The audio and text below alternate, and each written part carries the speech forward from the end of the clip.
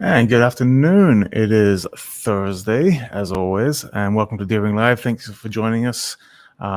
It is a cool 97 degrees of dry heat here in sunny San Diego.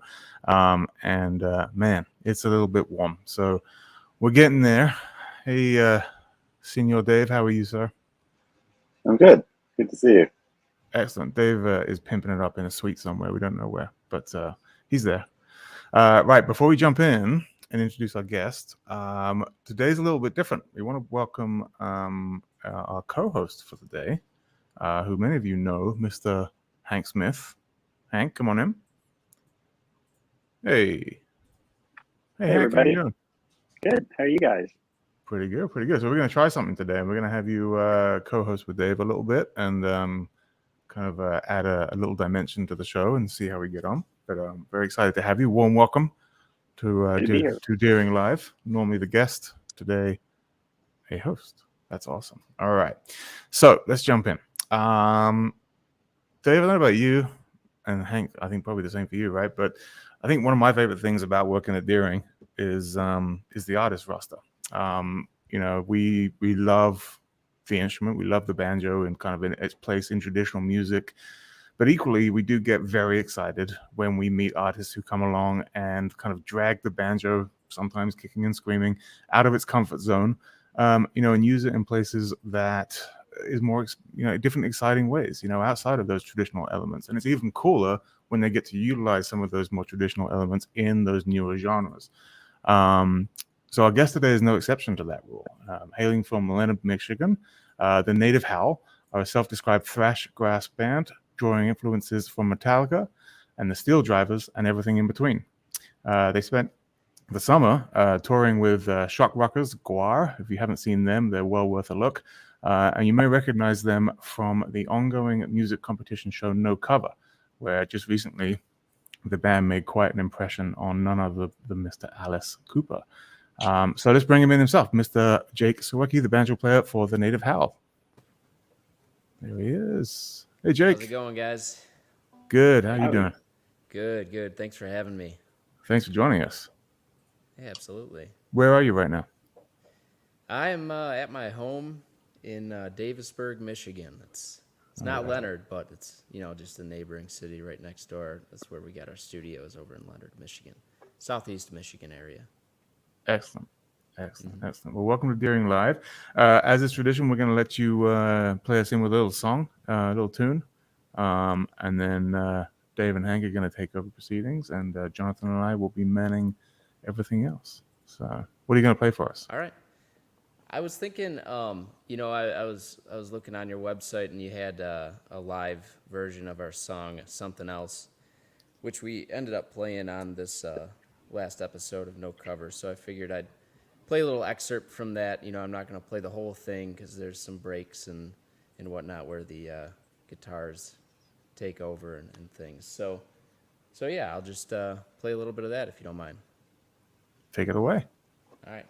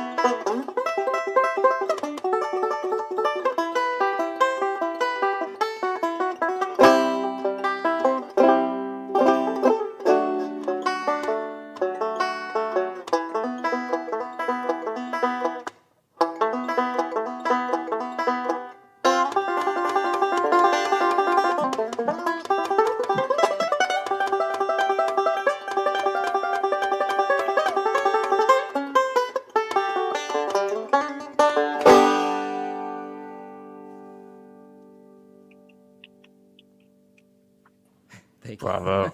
Bravo. Excellent stuff. Excellent stuff.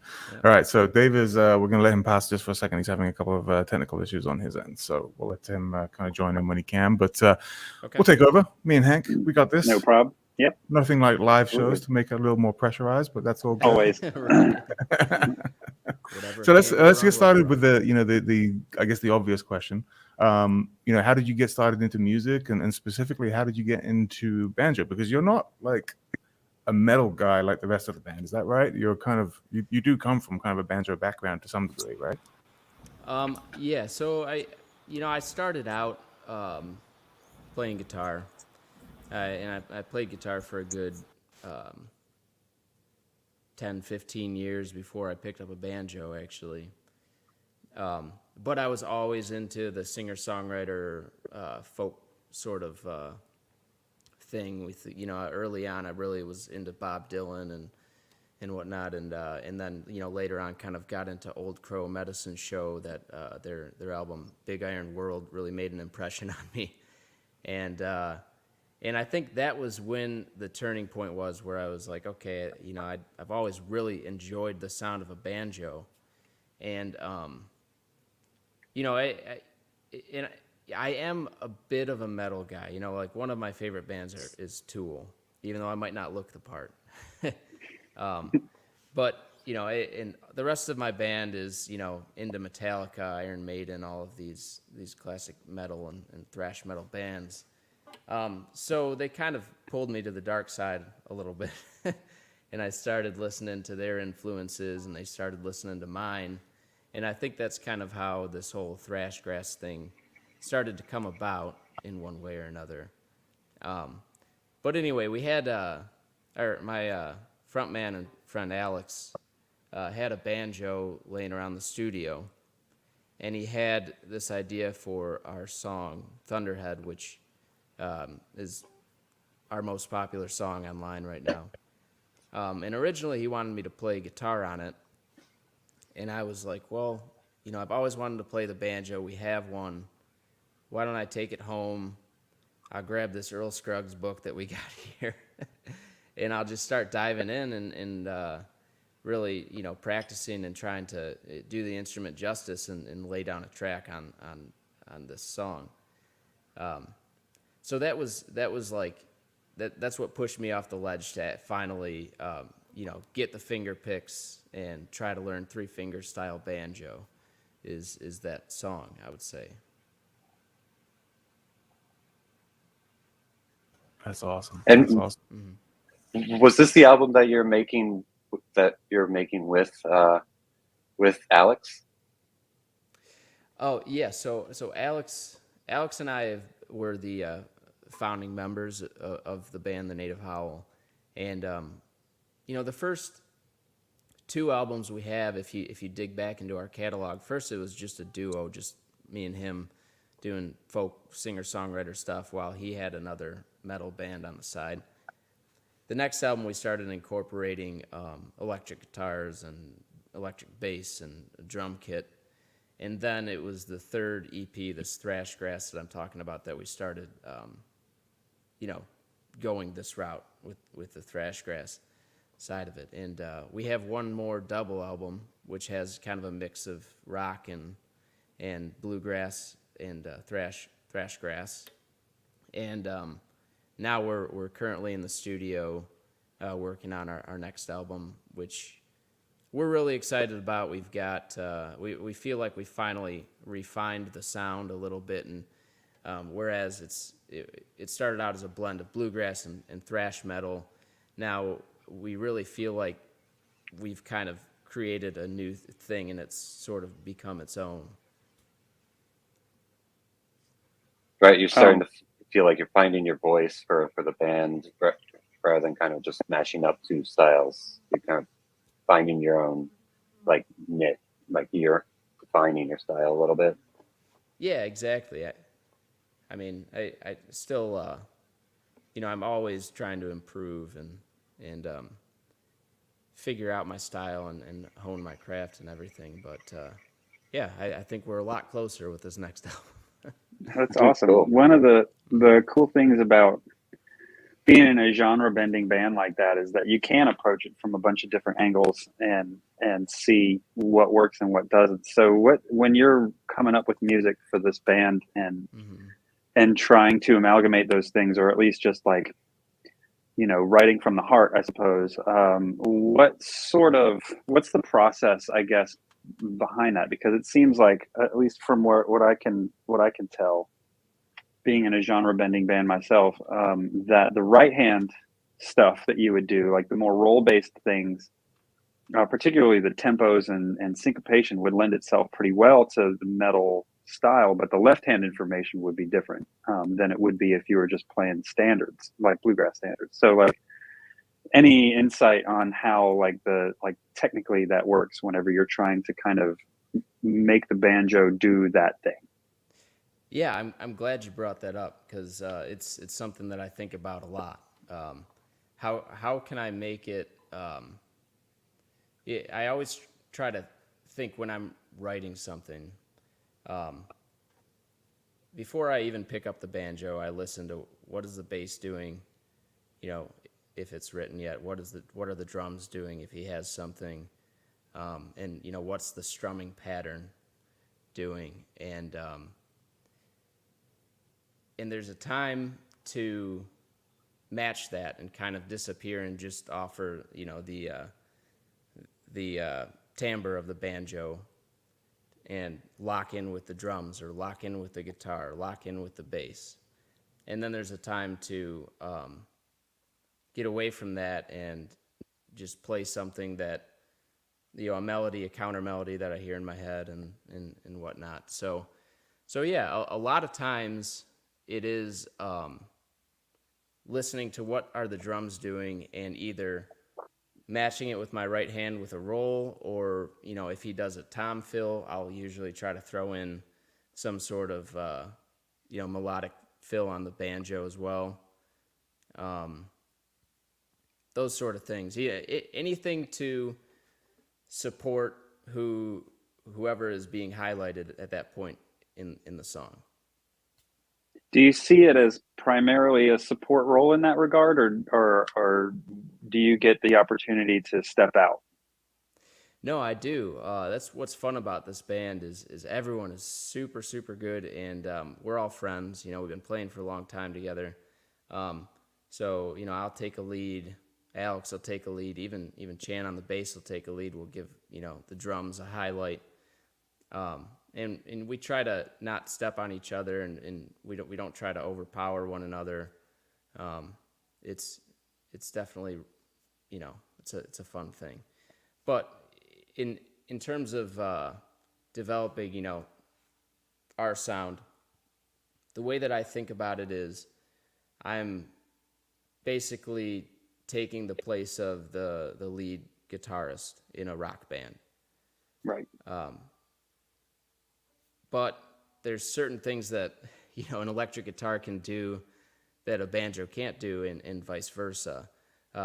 Only because with an electric guitar, it's just obviously a completely different sound. The sustain is there, they can be ringing out long notes. And whereas the banjo, it doesn't quite have that much sustain. So, I approach it a little bit differently, and I really have to focus and come up with, a good melody. And I try to not to keep it less noisy and give it space to breathe, I guess. That's cool. So that actually kind of segues into the next thing I wanted to ask about that, and that is, how can you explain your rig a bit, and how you get the banjo and acoustic banjo to come up and match the level of electric guitars and drums and bass in a metal band? I notice you're not playing a crossfire and any of that stuff, which would lend itself to that, but it is an acoustic banjo. So how are you able to do that without feedback or just getting drowned out? Yeah, that's been an ongoing challenge, but just recently, actually, Deering made this banjo for me, and Nice. if you can see, I don't know, it's hard to see with the light, but it is a cabanjo. You have Right. the pickups right here, and with that, they also put in these blend knobs, so there's also a piezo pickup. And after that, my rig is all contained onto one pedal board, and it's just a direct out. And really, this Banjo mixed with that transducer is enough to stand out. And we also abandoned using wedges on stage, because that is just not it's not going to work with acoustic instruments. Yeah, no, So, totally. Yeah, we moved to in-ears. That helps. And, yeah, that took away all of our feedback issues. So, yeah. Cool. That makes sense. In-ears are a gift from the heavens. They are. For sure. They are. Metal band or no metal band, they're definitely where it's at with acoustic music for sure. That's awesome. Oh, yeah. So David, did you have anything else you wanted to chime in about there? Yeah, and I'm curious about like what DI box you're using, and what are you going out of an amp out of it, and what kind of amp are you using, if you are? I was using a Fishman Loudbox, and basically just using the preamps for it. But with the in-ears, I wasn't even turning the volume up on stage, so I actually just abandoned that, and I'm going right through a passive DI box. It works just fine. And just crank the gain on the mixer. Yep. And you're going direct to the board on that. You're not going into an amp or anything on stage. No, I'm not. Okay. No. Yep. So I just kind of leave it up to our front of house guy to dial it in. Impressive. Simplicity is best. That's awesome. It's nice walking on stage with one suitcase and that's yeah. That's it. That's all I got. That and my banjo. That is perfect. Mm-hmm. Yep. So I had a question about I guess your background in the music itself that you guys make. I had a chance to check out a good bit of it, and it seems that you're the bluegrassiest of the lot of the group. And listening to some of that stuff, it definitely brings out the blues elements as opposed to more prog style metal or whatever. It's definitely more in the like thrash. And thrash metal to me is sort of like DRI or Megadeth or whatever. Like it's more blues based as opposed to something more, I don't know, like I said, proggy. Do you think that the bluesy bluegrass elements more into the original sound as opposed to covers, do you think that integrates more seamlessly, or does it hold it back at all? Since metal is born out of rock, which is born out of blues, it seems like that it makes sense. Like the Harvester of Constant Sorrow mashup is cool. It kind of reminds me of that Humphreys McGee album Zonky. I assume you're familiar with that, where they mash up 2, sometimes 3 songs into one. Harvester is one of them. Thunder Kiss 1965 is another one where they mash it up with God knows what. Yeah. Like 2-part question. Do you think like that the bluegrass bluesy element adds to, more seamlessly integrates in, or is limiting? And then part 2 to that question would be, is there a way to go in the other direction where you take a traditional bluegrass tune like Jerusalem Ridge for example, which is already kind of metal in its own way, and then go the other direction where you would put sort of lyrics to a tune like that? Well, yeah, anything's possible. I'd like Sure. to try it, and self-admittedly, I think I could improve my banjo bluegrass chops quite a bit still, because when I dove into it, I kind of went quickly past the Earl Scruggs bluegrass style and started practicing more of the melodic style. So yes, I think we definitely use some bluesy licks and try to throw in, like the You know, those Devil's Fifth, hammer onto the fifth kind of bluesy licks. Right.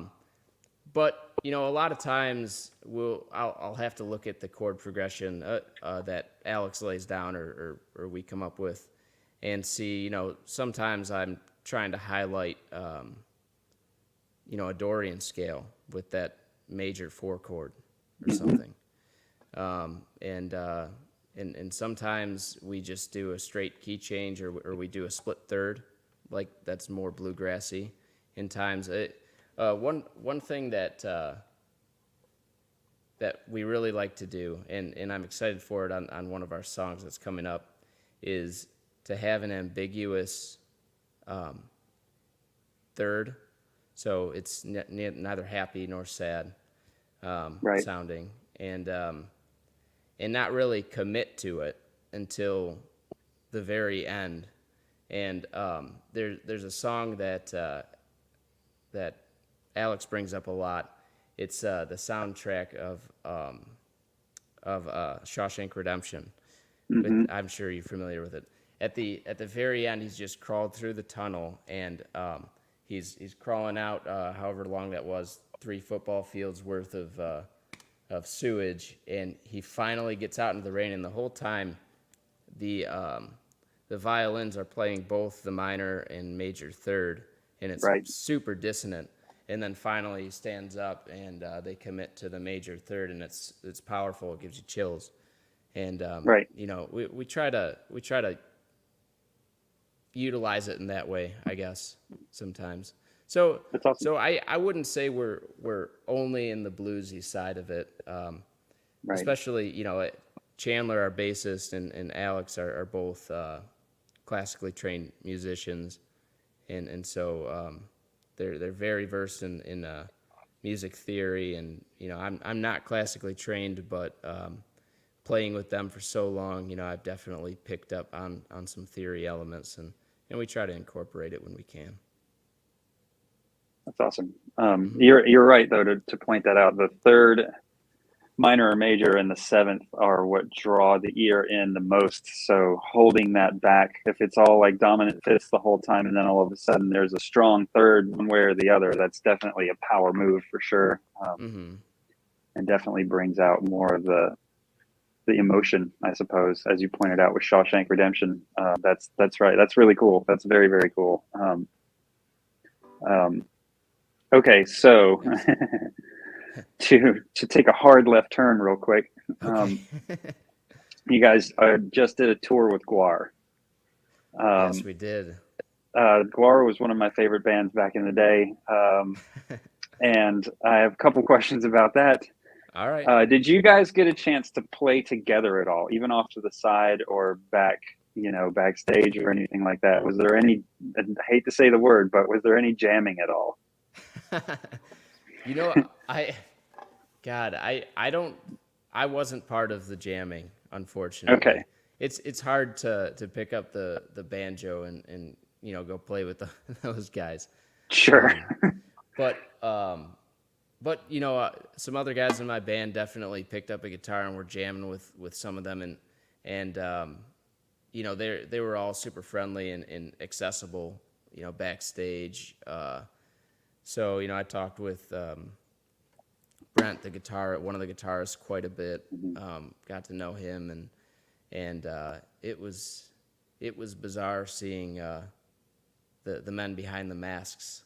Yeah, sure. I have a good buddy that ran sound for them for a while and said they are the nicest human beings on the planet and very professional, which is good.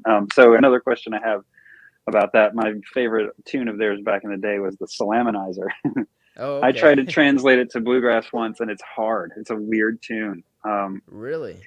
Yeah, at least it was for me. I mean, I could try it again, but it was weird. I think it might be a cross tune, something.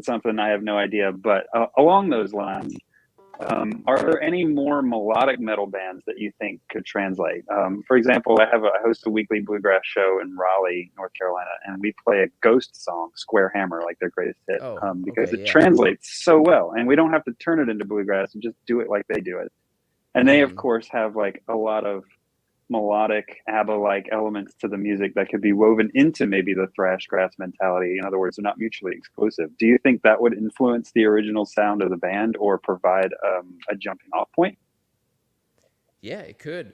We've definitely talked about which songs we could go in and try to, thrash grassify or whatever you want to call it. Sure.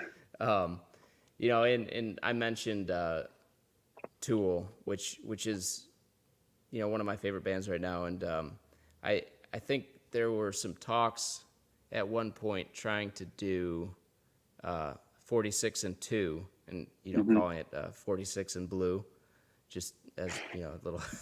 I get it. Yeah, right. It's a stupid little thing. No, So I think that could work. Our drummer and our bassist are huge Iron Maiden fans, and one thing that we've always talked about doing, and we haven't quite done it yet, is doing one of those classic Iron Maiden type dueling solos with the banjo and the guitar, where they're in harmony the whole time, and you've got the bass running the gallop behind it, kind of thing. So I could see something in that vein coming at some point in the near future too. Cool. Yeah. That's exciting. Yeah, definitely. But do you want to play another tune? Sure. Yeah, I can play another one. So that first one that I played, I would say, is maybe a little bit more on the our bluegrassy side. Let's see. I'll play a new one that we've got cooking. That's it's actually a little bit more bluesy, like you were talking. So 1 second, as I tuning the banjo.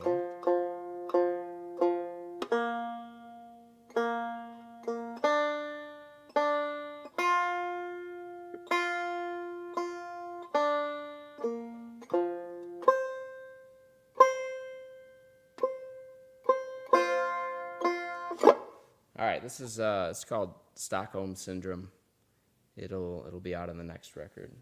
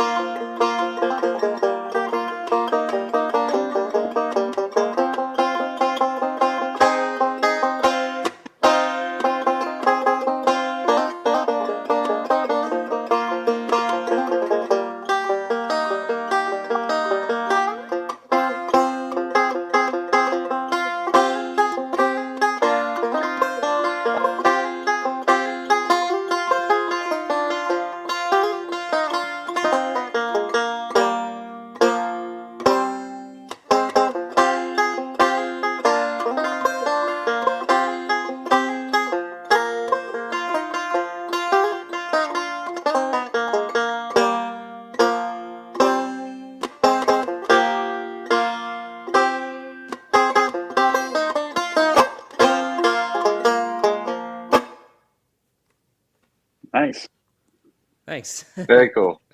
That was awesome, man. That sounds really What was cool. that called again? It's called Stockholm Syndrome. Nice. And that's coming out on pretty the metal. next record. Yeah, that'll be on the next one. Yeah, it's funny. Do So you have a name for that album? No, we don't yet, actually. It's a debate between a few different things. Oh yeah, always. You could post it here and see what the viewers. what they, Yeah, what see they what would they- think. Voters, let the voters decide. Yeah, it's so hard because, we have the EP Thrash Grass, and it's such a buzzword that from like our marketability standpoint, I think our management team would push us to say Thrash Grass too. But I don't know that that's really what we want to do yet. So, yeah, we'll figure it out one way or another. Yeah. Well, do you want to talk a little about? You've been featured on the television show No Cover. Do you want to explain first of all what the show is for people that don't know, and then talk about your experience on that show a little bit? Yeah, definitely. So for those that don't know, No Cover is one of those music competition shows. It's up on Sumerian Records YouTube channel, and it features Lizzie Hale from Hailstorm as a judge, and Gavin Rossdale from Bush. You got Alice Cooper, Bishop Briggs, who is an amazing singer, pop artist, and then Tosin Abasi, who's a virtuoso guitarist. So that's the judging panel, and it started off, I don't know how many submissions there were. I think they said 600 to 800 bands submitted for it. They narrowed it down to 25, and then there were 3 tiers. It was like a tournament style where you had 6 first rounds, and then there's a wild card, 2 semis, and then a final. And it was an amazing experience. So that's kind of the layout for it, I guess. And my experience on the show was incredible. I mean, it was pretty crazy, above and beyond anything that could potentially come out of it. It kind of gave our band new life. Coming out of the COVID era, we had been doing this for a little while, and then COVID hit, and it hit us pretty hard. We weren't able to hit the road for 2 years, and we kind of stopped practicing together, just out of necessity to work, and we were like, well, we might have to hang it up. We would never stop playing music, but in this capacity. Yeah. And then out of nowhere, I didn't even know that they submitted, because like I said, we hadn't really gotten together for a little while. I just got a call that was like, hey, we got asked to do this show with Alice Cooper as a judge, and the producers want to meet for a call. Can you hop on the phone in an hour? Yeah, sure. Yeah, let's do it. So I just hopped on. I didn't really know what it was, and they were talking about it, and I hung up the phone, and I talked to my wife, and I was like, look, this is I think this is one of those things that I would regret if I didn't give it a shot. So she's bless her, I love her so much.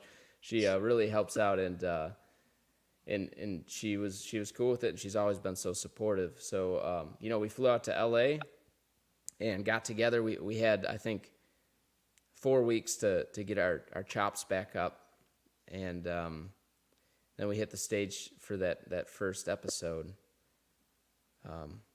So I guess I don't want to give any spoilers if anyone's listening. So if you are and you haven't seen the show and you want to, maybe just hit the mute button. But so we went on the first round, and we played our song Thunderhead, and it's crazy because music isn't supposed to be a competition, right? It's an art. But when you approach it that way, we were debating which song to play back and forth for, that entire 4 weeks until we walked in the room, and the producer's like, "You're playing Thunderhead, right?" We're like, "Yep, yep, that's what we're playing." So we went up there, and it was the right call because it was kind of it's a good flagship for our coined genre, thrash grass, I would say. And it was the first one that we ever wrote, and it's bombastic and high energy. So luckily they loved it. They were blown away. Alice Cooper had nothing but great things to say, and it was super, super flattering. So we advanced, and then they said, "All right, we'll put you up in a hotel in West Hollywood, and we'll see you in a week and a half." Like, oh, geez, all right. So then it was, time to work. So we got to sit down in this hotel, and God, we played through those songs, I don't know how many times, just with our drummer, drumming on pillows on the bed. Got kicked out of the pool area a couple times trying to rehearse. And but it was awesome. And so finally the day came, and we went into the final or the semifinals, and so the semis just aired last week, the one that we were on, and we went up there, and we were debating back and forth again which songs to play. Do we hit them with more thrash grass? Do we hit them with something fast? Do we play something on more of a bluegrassy side and then more of a rock side? Even though they're both high BPM. But, they hooked us up with a mentor who's Blasco. He was a really, really awesome guy. He's the bassist for Ozzy. He owns his own management company, manages the band Clutch. And he was like, you know what, I think they're going to be looking for variety. So we have this other song, and I'm also a guitarist, and I also play harmonica. And so we were like, well, let's hit them with that one. It's a fan favorite. It's called Pappy, and it's hard driving, and it has a really odd form where it goes through verse, chorus, and then there's a whole middle section break, and then it goes into what you call either a C section maybe, and then there is a classical coda at the end. And I didn't have a harmonica, so they were, we had to go on in an hour, so I got in an Uber and rushed over to Guitar Center and was like, I need a C harmonica, quick. And luckily they had one. And then I hopped back in an Uber, and I think I walked in probably 10 minutes before, and we just walked on stage, and they really loved that second song. Nice. That was what turned them. I think what they were struggling with is, we do have a degree of novelty to us, being that we're, trying to mash genres. But they were really looking for it to become its own thing, and I think that's what this other song kind of did. And what we've got coming in the finals is, the most. It's cool how we structured the songs, because it was Thrash Grass. This is Thunderhead, and then it's like these are the two different branches we could go. And then in the last episode, we were able to hit them with the thing that is, the thing that it became, the actual, rock-esque songs that they are. So it was very stressful. It was really fun. It saved our band. It was great to be out in West Hollywood right after COVID, so there was nobody there. Yeah. We just got That's to helpful. walk around and enjoy the weather and the sights. I think it's a pretty great strategy to in a situation like that to lay out almost like a chronological history of the band like that, so that the viewers can see the evolution as it's progressing and like fall in love with you as your fans would in a more organic way, as opposed to like forcing them to like, you have to like this thing, like this is what we're going to do and you're going to like it, as opposed to like, let's just play this stuff, let's just be who we are. And I think that's probably something that the viewers would really like attach and endear themselves to, as well as judges, but endear themselves to you guys in that way, because it's like, oh wow, they do this thing, this is neat, never heard that before. But then you take it up one and then another one and then another one, and it's like, here's the whole, this is it, this is us, you know what I mean, and our totality. And I would imagine too, in a situation like having never been on a TV competition show or anything, that the pressure of it, like some folks work really well under pressure. It sounds like you guys did that, like you stepped up and made it happen. Yeah, you know, under those circumstances. I just have unbelievable faith in my band members. They're as professional as they come, and every single one of them, you know, honestly just blows me out of the water with musicality. It's hard to keep. I mean, we challenge each other. Sure. It's, you know, but sure. I know the it's feeling. amazing. They'll you know, I'll go anywhere with those guys. They put us on Madison Square Gardens. I wouldn't be nervous that they would miss a note or anything. They're super good musicians, but yeah, and also, you know, we didn't really have anything to lose, so, and we've done multiple tours, headlining tours early on to nobody, so we were used to playing to 6 people in a room. And pretty also fair. But yeah, it was a great experience. What did you learn from being around? Did you have any access to the judges off camera? Yes, we did. And did you have any little little tidbits of just advice that you might have learned as a musician or entertainer or just the industry? You know, honestly, I think off camera, they just wanted to talk and hang out. It wasn't much of they weren't giving us advice. You know, that was what was happening when the camera was on, I guess. But when it was off, they just kind of were themselves, and it was incredible. I don't know, I'm sure you've heard, but Alice Cooper is just the nicest, sweetest guy you'll ever meet in the whole world. And, you know, he loves to golf. You know, it's just yeah, he's a big time golfer for sure. Yeah, he is. So he came out and you know, he gave me he just said he loves the harmonica, and he sent me an album to listen to.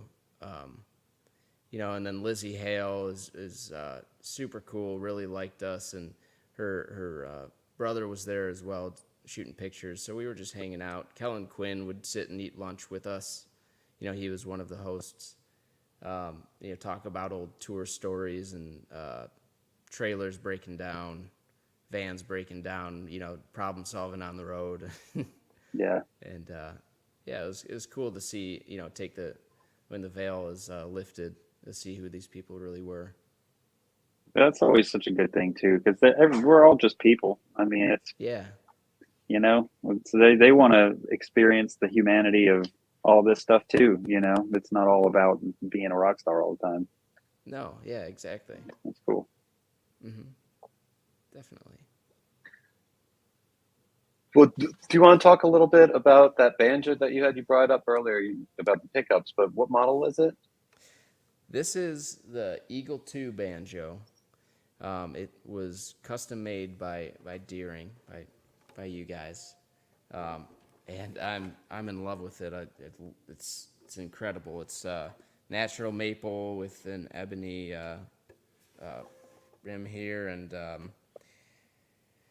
you know, this is a hardwood rim, only because they had to drill into it for these knobs and the pickups and whatnot. But it's honestly, it's a blessing in disguise, because going up in such a big part of the metal world is the performance, right? You got to be up there and headbang and jump around and really engage the audience and move. And some of these banjos are 25 pounds, it feels like. You're up there. Yep. It's impossible to do. And by the end of the sets, I was always just like falling on the floor, so tired. And, my back would hurt all the time in the van. And having this wood rim, it's, way, way lighter. And I feel like I have more energy, and I feel like I can actually put on a better performance with it. Nice. But yeah, no, this thing is great. It's a custom, and I hope that it becomes a regular staple, because it's a really cool banjo, and I get nothing but compliments on it. It's nice. Yeah. And do you think the wooden rim, because it does when you say wooden rim, the Eagle 2 always has a wooden rim, but it doesn't have a tone ring, is what you're saying. Sorry, that's what I meant. Yeah. The tone ring. Wooden tone ring. So does that? Do you think that responds with the pickups a little bit better too when you're playing at high volume? Does it make them take off some of that high end? Yeah. And sometimes with the pickups, it's just it picks up the super high end a little too much on banjos. Yeah, no, you're right. It does. Yeah, and I mean, not only just the look of it is what I get compliments on, but the sound guys that I work with also say it's just super easy to mix. They have a lot more control over it, and I have a lot more control with blending. Whether I want to get more of the transducer sound and the pick sound, or the cavanjo side of it. I think it's ultimately ironic that it's a metal band banjo without a lot of metal in it. It is. It's pretty sweet. We don't have much metal in the band. It's a wooden at all. banjo. Yeah, I know, right? That's pretty cool. Have you thought about, or have you messed with a Crossfire? No, I haven't actually. Is that what you play? I have a custom job as well, but I also have my acoustic is a custom job, but I have a Crossfire that I've had forever, and it's the perfect combination of an electric guitar and a banjo. And I mean, David, you can talk about the specs, but it's like think of it like a Telecaster. It's volume and tone, 2 EMG pickups, one under the bridge, one by the neck, and the inside of it's a solid wood body, and even has horns, metal horns, if you want that. Like an SG would, but the interior of it is padded with foam, and you would have to work hard to make it feedback. Plus, you can treat it just like an electric guitar and run it through all the requisite effects that you would or MIDI synthesizer stuff, whatever you needed to do. Wow. Okay. Not trying to get you to give up the Eagle, but the Crossfire is it's a versatile instrument, and they don't weigh a lot. That's the thing too. They're actually pretty light on the lighter end. Okay, I'll have to add it to the arsenal. Yeah, for sure. I'm trying to. I don't want to overdo it with effects, but I am trying on this next record to progress and add in distortion in certain areas where it might call for it, just to kind of beef up the sound if I'm riffing with everybody, or have some, kind of tremolo picking style part. So it might, I'll have to check that out. Definitely. We're getting close to the hour. Jamie, do we have any questions in the chat? I know there's a number of people chiming in.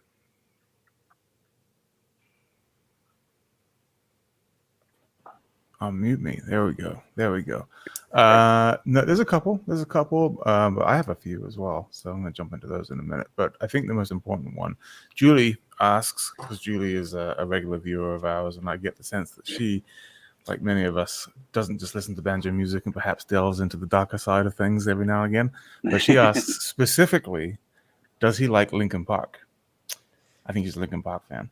Linkin Park. I'm going to throw that out there, like, outside of Tool, which you mentioned, what other bands are you listening to versus, both kind of bluegrass traditional, but back into like kind of metal as well? Like, what are your kind of go-to Spotify pre-show warm-up playlists My go-tos? looking like? Okay, I'm sorry, but I listen to Linkin Park. I don't dislike Linkin Park at all, but they aren't my top at the top of the list for me. I was more, growing up, a child of grunge, probably Soundgarden and Alice in Chains. Those are my favorites, right? And then later on, I got into Audio Slave and Rage Against the Machine. So I would maybe tend more towards those kinds of bands. And then on the bluegrass side, my go-to is always the Steel Drivers album 1 or 2. I really like Richard Bailey's playing. He's one of my biggest influences. Yeah, that was gonna be my next question as well. Like from a banjo perspective, like who are the players out there that are influencing what you do? Like who do you listen to and go, whoa, that's what I want to kind of emulate a little bit? Yeah, well, definitely Richard Bailey, and then Jens Kruger, a guy that I worked with. As soon as he learned I was playing banjo, he's a banjo player too. He was like, "You got to watch this," and he gave me a DVD of Jens Kruger, and I watched it and I absorbed it and tried to pull what I could from it. Especially being a beginner, it was kind of a lot, information overload. But he just is such an amazing player. Yeah. And then I also dove into Tony Triska as well, and I subscribed to some of his online courses. It kind of stinks because a lot of my banjo influences are all online or like just listening. I being in a metal band, I've never toured with another banjo player, and I want to play and learn with people, but I haven't really had much of an opportunity to do it. I tried knowing Jens as a composer that he is, like of movements of music, right? He's not just writing kind of pop tunes and stuff. I'm a metal guy too at heart. Okay. And so I sent him about a year, and this was pre-COVID. I wanted to get his opinion on, I sent him some Animals as Leaders, which is Tosin Abasi's band, right? Oh, One of man. the judges on the show. Right. And I sent him some Opeth tracks Ooh, and some other kind of like real long form progressive metal, just for his feedback. And he actually really dug them. He liked them a lot, just from a musical standpoint. He really got into it. It was interesting to hear him talk about that, just from a songwriting and musicianship perspective. And I don't think he's sitting down listening to Opeth all day, but he dug it. It was good. It was good. It was an interesting conversation we had. Jonathan, you and I were hanging out with Willow Osborne on Tuesday. She came down, visited the factory. We were hanging out with her, and we're actually having that conversation, that same chat about bluegrass players a lot of the time, not all the time, but certainly a lot of the time, tend to kind of stay in their lane a little bit as far as what they listen to. And then some don't. Some go all the way out and they're listening to everything in between, like hip hop and jazz and metal and whatever comes their way. And it's just really interesting. And she had some opinions on that, which were quite enlightening as well. But it was good to hear her talk about her love for like other music just outside of that vein and not strictly down that line. Hank's another example. Dave is obviously a big jazz guy as well. So it's Greg Deering, as he preached for a long, long time, it's not just about bluegrass all the time. It can be, but it's true. It's really cool to see it used in other forms of music as well. So there we go. There's a whole world out there. Oh, there is. No, it is.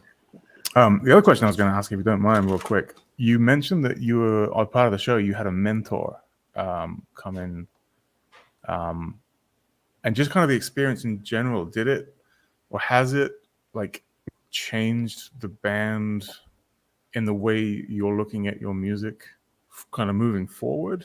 Like, as far as kind of all the advice and all the different things, or are you just kind of taking that same approach, but with a bit more of like head held high and a bit more energy than your normal? Yeah, well, no, our mentor didn't. He was approached it as a manager, more or less. It was more on the business side and what choices we make to which songs we play to the judges. And he offered us a slot with Clutch, but we didn't dive into composition. Okay. And in fact, all of them kind of said like, don't change anything. We don't want to change your sound. So that was good to hear. We want to, stay true to ourselves and what we're trying to do. Awesome. Mm-hmm. That's great. That's really cool. I love it. David. Go. This has been fun. Yeah. I can see in your quick list of questions, you had a question about some upcoming stuff, I think.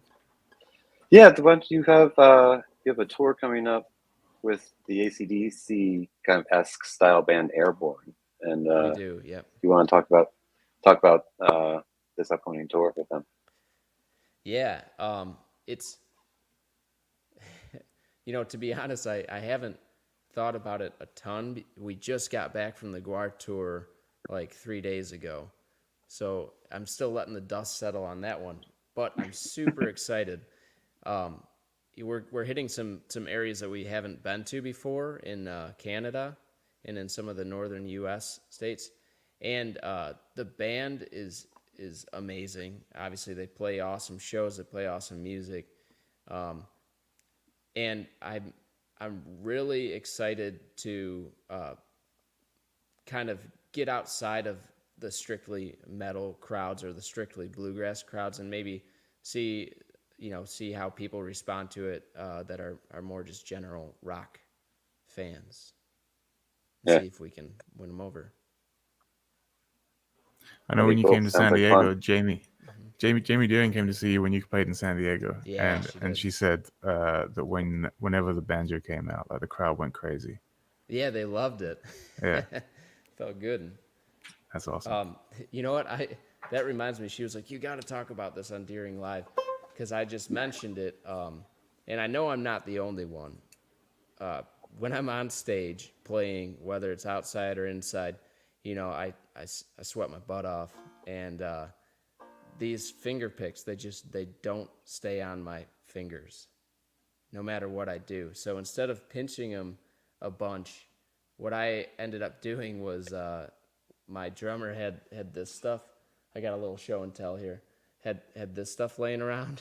Yep. And so I just basically glue them to my fingers, and 10 minutes before, and I hold them in front of a fan or whatever, and let it dry, and that does the trick, if anyone's wondering. What is that stuff? Just so everybody knows. Well, this is called Gorilla Snot, but it's just like a grippy goo kind of thing. Yeah, and adhesive. What's that? How hard is it to get off your fingers?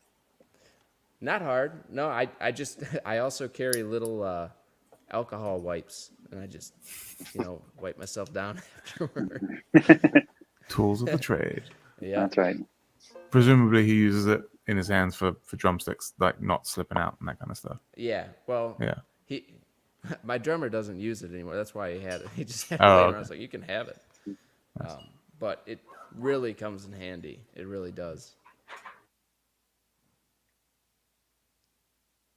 Interesting. Mm-hmm. Yeah. Well, do you want to play another tune? Yeah, I can play us out. For sure. All right. Well, listen, that was really fun.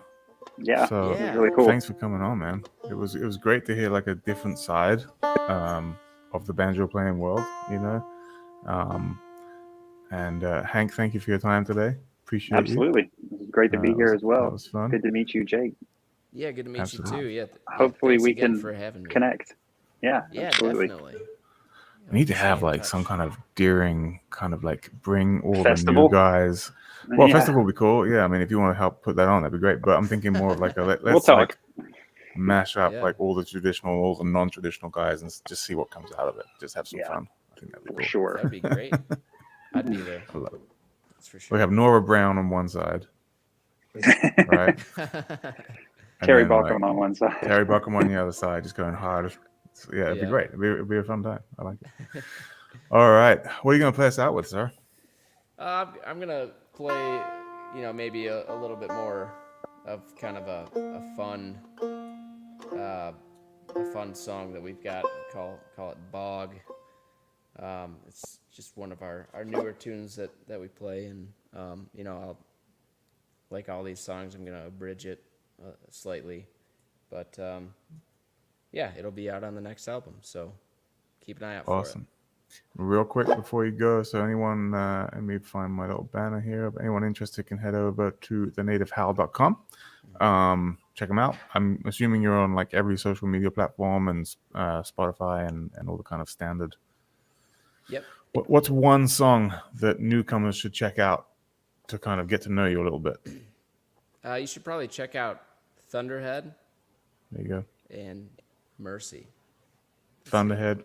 All right. Mercy. Yep. Awesome. Thank you so much, Jake, for your time. Yeah, thank you. All right.